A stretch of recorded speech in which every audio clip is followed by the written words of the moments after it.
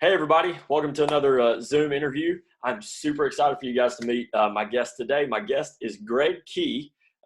He is the media pastor and former youth pastor at Lakeview Baptist Church in Auburn, Alabama. I was an intern under Greg.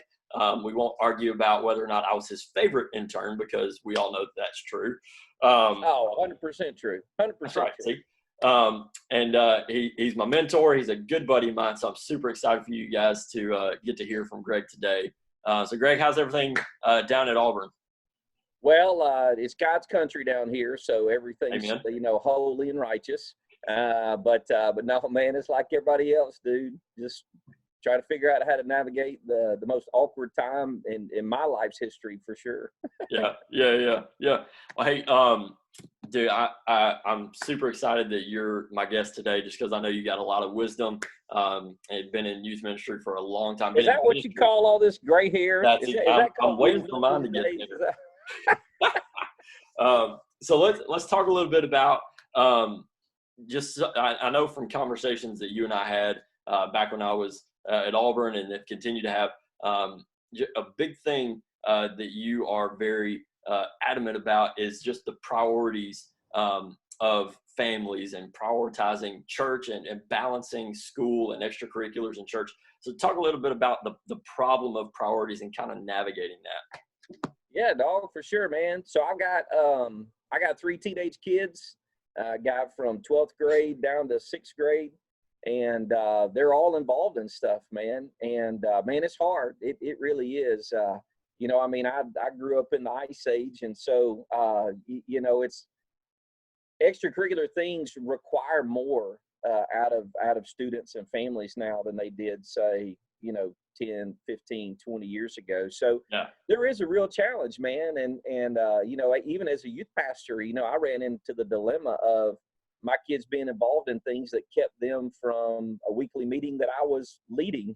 Yeah. Pastor, and so it's hard, man. And so, we just told our family, like, hey, man, we need to keep our relationship with the Lord a priority.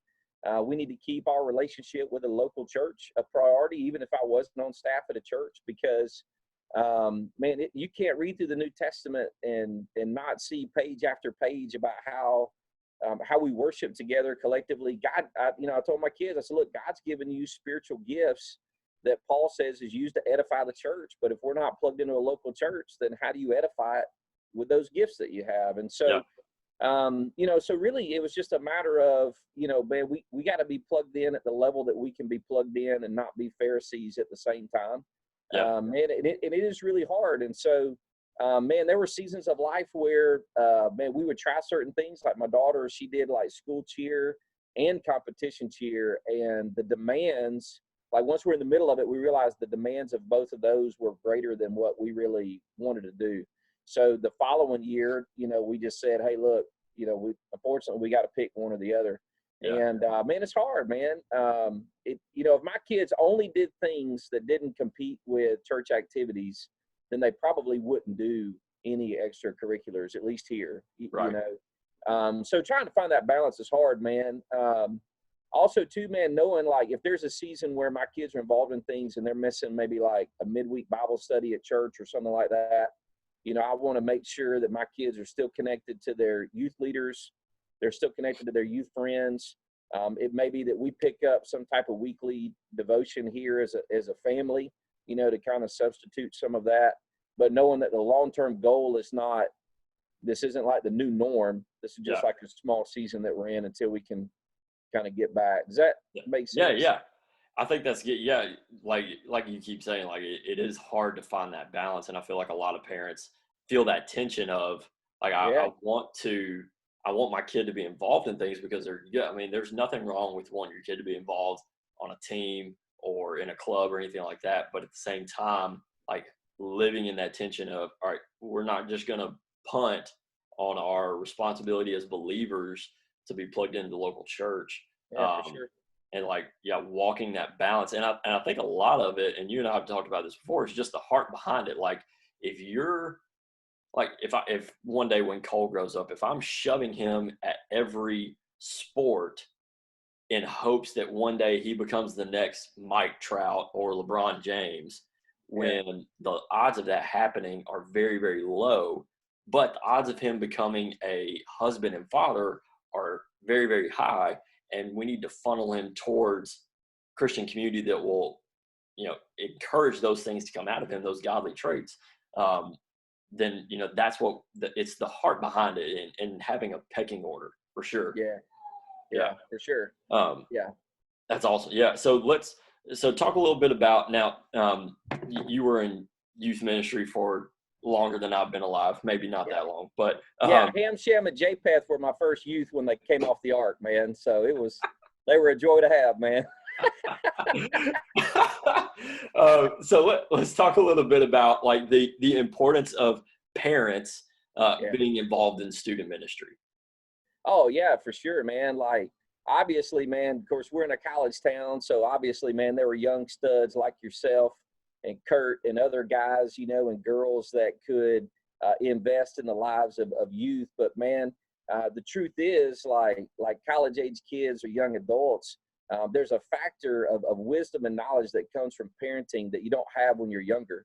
I didn't have it, right? And so, man, having parents involved in student ministry is huge because they bring some things to the table as far as like wisdom, perspective, insight. To be honest with you too, like I have a different relationship with my kids' friends that our youth pastor does because most of them I've known, growing up, I see them outside the church. And so I'm investing in them at a different level. And so, man, having parents involved in student ministry is huge, for sure.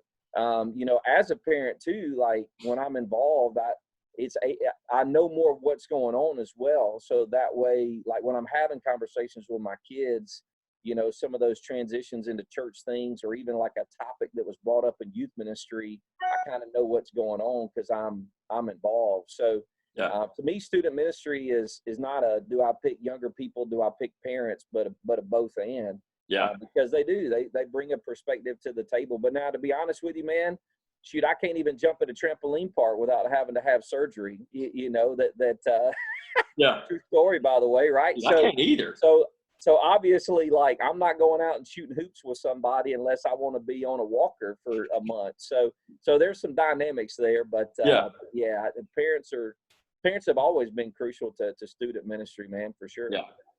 I think you hit the nail on the head because there is definite wisdom that comes from that honestly, like as a young parent, like that I don't have, and I think that there's benefit of having parents around in student ministry that can speak to other parents' kids. Because I know that you know this, and I remember like talking with my dad about this. Like there would be something that he or mom would tell me over and over and over again that I just would not hear. But the minute I heard that exact same thing from another voice, it clicked and it made sense. So I completely like. And the awesome thing about River Oaks, we've got awesome parents that love to be involved in any way that they can. And those that can jump around on a trampoline park and save me the embarrassment and the surgery. That's all the better. Yeah. Well, and I'll give you an example, man, if we have time. Like I remember early on when I was here at Lakeview, we did a trip up to Gatlinburg, and it's like a Christmas break, kind of trip. And I had some younger people and I had some parents that were on that trip chaperoning. And man, there were some bands that would play at night, and it's loud and it's wild and it's crazy. And so like some of our younger, like college age guys were like, hey man, can we take some students down to the front, into that little pit area or whatever? So they're down there jumping around with them and dancing and singing. I look, man, and like most of my parents are kind of like either at the door by the hallway or they're like out in the hallway, you know what I'm saying? And so I was like, okay, so there's something there that like a younger worker can bring. But then we had a couple of girls who had never really spent the night away from home much, if any. And, they got a little homesick during the thing. And so that's when I saw some of the parents that were on the trip, they kind of started shepherding some of these kids that were a little bit homesick.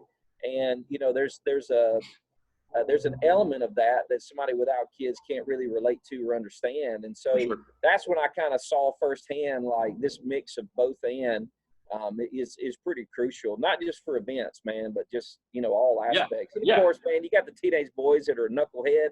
right, that are friends with my son. And so I get my phone and I call it and I'm like this, and they're like, "What you doing?" I was like, "I'm calling your dad." And they're like, "Why are you doing that?" And I'm like, "Because he's going to want to know what you're doing." And they stopped immediately, you know. And so Yeah. Yeah. so there's that too, right? Yeah. That's good. So, Yeah. that's really good. So talking about that, so you've got the unique perspective now of both being in youth ministry and now being a youth parent. So like, what are some pieces of advice that you would share with parents about balancing like school stuff and church stuff? Yeah. Yeah. Well, just so you know, man, working with teenagers and raising teenagers are not quite the same thing. Yeah. It's a lot easier to work with them than to try to raise them, for sure. Yeah. Yeah. Yeah. You know, and man, just, you know, the role of a parent is so crucial, man. You read in Deuteronomy chapter 6, where it kind of gives a commission to parents and how they invest spiritually into their families. And it's like, as you're going through your daily routine, man. So like with my kids, when we're sitting at the dinner table, which we've been fortunate that, you know, during this quarantine time, we've probably had more family dinners in the past 2 months than we've had in the past, you know, 3 or 4 years combined. Yeah. And so, so yeah, man, just taking those times to have spiritual conversations, driving in the car, going somewhere, you know, trying to use Jesus' name appropriately when you're teaching your children how to drive while you're in the car, you know. Yeah.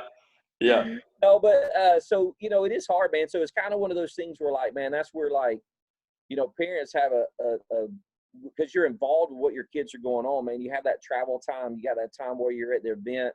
You know, when you're at home doing laundry, when you come home from a trip or whatever, man, utilize those times. Make them worth it. You know, don't just have like each person on their own device, kind of tuning everybody else out. You know, but then the local church too, man. Like the local church, like you said, like the youth pastor can teach things and have a perspective that you may not have because maybe you haven't studied that section of the Bible or or whatever. And also too, man, like I'm not dumb like my son Micah, man. You know, he still talks about you and still has a relationship with you, and like you can speak some truth in his life because you're not his dad, like you said. Yeah. He'll hear it differently than he would if it comes from me. And so you really can't substitute one for the other. No. You know, they really kind of need to merge and work together. And I think when you read in the scriptures, man, that's the way it was designed. Yeah. You know, it's designed for families to be involved in churches and churches to be involved in families and work in that way for sure. Yeah. Man, that's a great way to put it. That's a great way to put it. All right. So last question. So what are some of the most pressing topics that you feel need to be addressed with students today? You know, being a youth dad and, you know, walking through student ministry. So like both at home by parents, but also by the church. Yeah, for sure, man. Well, you know, the first thing that comes to mind is going to be parenting with media. You know, like I talked to my dad, man, because my dad had a lot of counsel on just, you know, raising teenage boys, you know, but he told me recently, he said, but, you know, I never had to raise you and your brother through media. Yeah. And, you know, back then, you know, if there was a TV in the house, it was kind of like everybody watched things together. Whereas now you can really separate and segment and each person watch their own thing. And so, you know, there's a dynamic of parenting with media that really this generation is kind of almost on the front end of navigating. And so, like, for me, I try to build friendships and relationships with youth families that are a little bit ahead of me, right? Like their kids are in college. Yeah. So that way I can say, hey, man, when this came up, like, how'd you cross that bridge? And man, it was really helpful. But yeah, man, it's just a real challenge to kind of try to parent with media. Because here's my thing, man. Of course, obviously, I'm a media guy now, right? Yeah. So I know I'm a little partial, but to me, media is like fire. It's a very, very strong component, and it can either be used for good or it can be used for negative. And so when fire is used foolishly, it can do some significant damage, really some damage that will never be fully recovered from. Yeah. But when used in a positive way, it can have a great impact that can be used to benefit. You know, it can feed families. It can, you know, it can generate power. I mean, it can create things, right? And so media is kind of like that, man. It's like the way I handle parenting with media can either have a lifelong damage on my family, or, you know, it can have, you know, a great building effect that could last for generations. And so, man, that's, but it's really challenging. Yeah. And it really is, because it's like, one family, their kids can do one thing, and then I have a different set of restrictions on media. Right. And so, man, it's hard, right? And Yeah. dude, of course, I got a son that's going into software engineering, and so I can assure you that no matter whatever parameters I get put into place, he can hack in and around behind it, and so Yeah. therefore, in parenting, I've got to not just set those parameters and just force like do's and don'ts, but I still have to reach their heart, because that's really where it's at, man. You know what I'm saying? Yeah. And so that's some of the the navigational challenge for me parenting right now.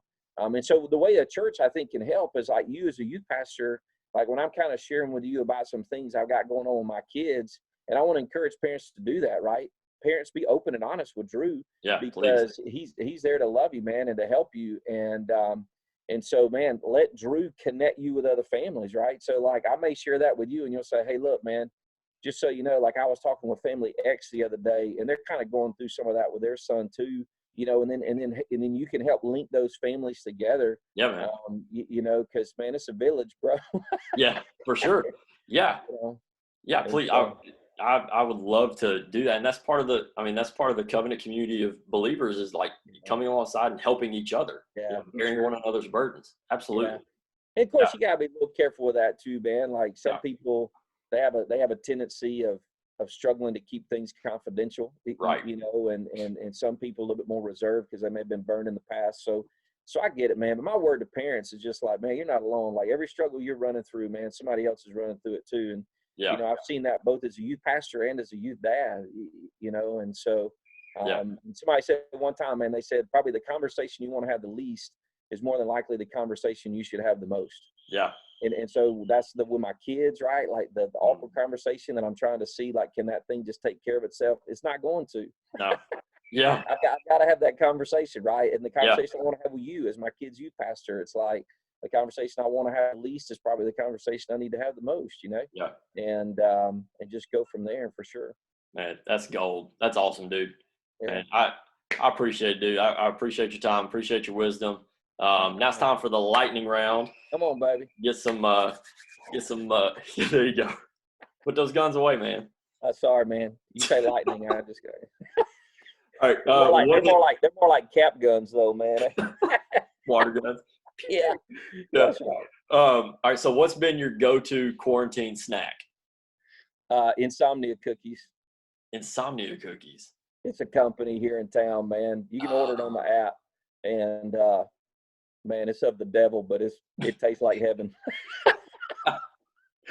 That's all. That should be their tag. Yeah. And give you the rights to it. Yeah. Yeah. That's right. All right. So what's been a show you've been binge watching recently?